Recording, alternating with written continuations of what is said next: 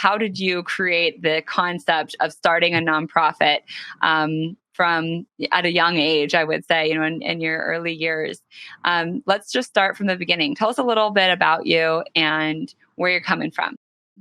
Okay. So my name's Tracy, and I started Charlie's Acres, which is a farm animal sanctuary in Sonoma, California. We are focused on rescuing farm animals, but also educating the public on the issues that farm animals face and kind of letting people know that there's different ways that you can be proactive in taking steps to combat climate change and be really kind to animals as well as take care of your health. And so we are a 32-acre nonprofit in Sonoma, and we have about 150 animals there. They're all rescued animals. And I started this sanctuary about 4 years ago. So I really have been passionate about animals my whole life. I really loved farm animals when I was growing up. I grew up in a kind of rural area up in Northern California and was around farm animals, but never owned them myself. And always had dogs and cats and just volunteered at all the shelters and everything and really enjoyed being around animals. And I actually started kind of finding some compassion for farm animals after I watched the movie Babe, which was about a talking pig. I think it was early 90s.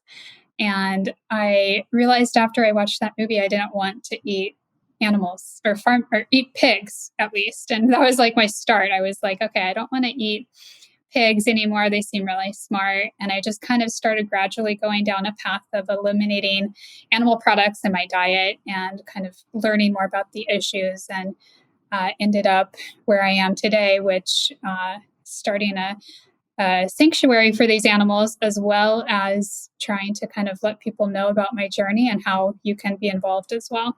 So tell me, Tracy, so this podcast is all about creating community for good. Mm-hmm. How do you see yourself as somebody who's creating community?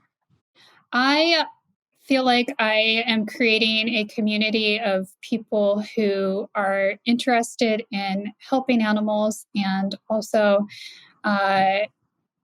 just doing the best they can to make good choices in the world in relation to it, like I said, like climate change and health and taking care of animals. And so by just creating a space where people can come and meet these animals, as well as an online presence where people can see the personalities and the beauty and the intelligence of these animals, I think I'm creating a community that can really start to take action and find other advocates to be partners with and connect with. Mm-hmm. Yeah, so it's aligning mission. I love that. Mm-hmm. And a couple of weeks ago, or even a couple of months ago, you started a Sunday Fun Day club where a bunch of us get together and do some kind of activity, whether it's simply hanging out in a park with some tacos and fresh guac, or if we go up to river rafting, or we went up to your farm. So we went to Charlie's Acres, and I was blown away by what I saw because you really hand built it. Tell us about what you started with and where it is today. Yeah, so we, like I said, we have a 32 acres. It's right in the middle of wine country. It's a beautiful spot. It's surrounded by vineyards. We don't actually have any vineyards on our property, but we're right near all the wineries. And when I bought the property, it had a barn on the property that was kind of it's still a working barn, but it's kind of an older 8-stall barn. And then just a bunch of pasture land. And so over the last 4 years, I've worked with a team of people to build about 11 animal barns, and they're varying in size, but they house pigs, cows, goats, chickens, kind of you name it, and then split all the pastures up into the appropriate pasture size and appropriate fencing for the types of animals. And so it's really become a space that is really well suited for farm animals, as well as well suited for tours. So we provide tours on the weekends, and we allow school kids to come out and other groups to come out and take tours on our property. And I've designed it so that it's kind of well suited for a walking tour with a comfortable road to walk on and a loop system and everything. Yeah, I love it. And I found it really interesting that you separated some of the animals, even if they were the same type of animal. So tell us a little bit about the personalities of who you've got on the ranch. Yeah, so you can put a lot of different types of animals together. They don't all have to be separate, but we separated several of the different groups of animals just because of personalities or size. So we have kind of the rowdy teenage boy goats that we have together. And then we have kind of the mellow goats or the female goats who can take it easy or something like that. So we've got them separated based on their personalities that way. We also have them somewhat separated based on size and sometimes even gender. So we have chickens, we have the female hens separate from a lot of the roosters because sometimes the roosters will fight if there's a lot of females near them.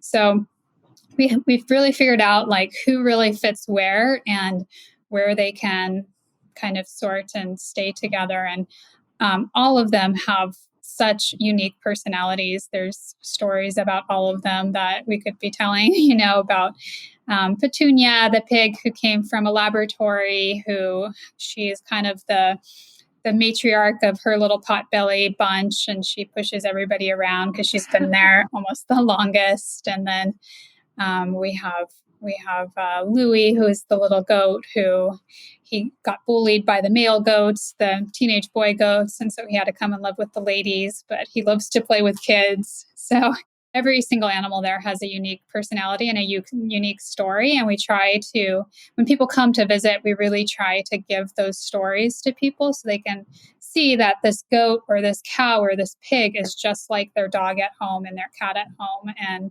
really make that connection by learning about their stories. With this latest valuable episode, we'd love to thank you for joining us on the Creating Community for Good podcast. If you found today's show valuable, simply visit our website, creatingcommunityforgood.com, to leave a review as well as to get access to additional resources and relevant links from this show. Stay tuned for more episodes.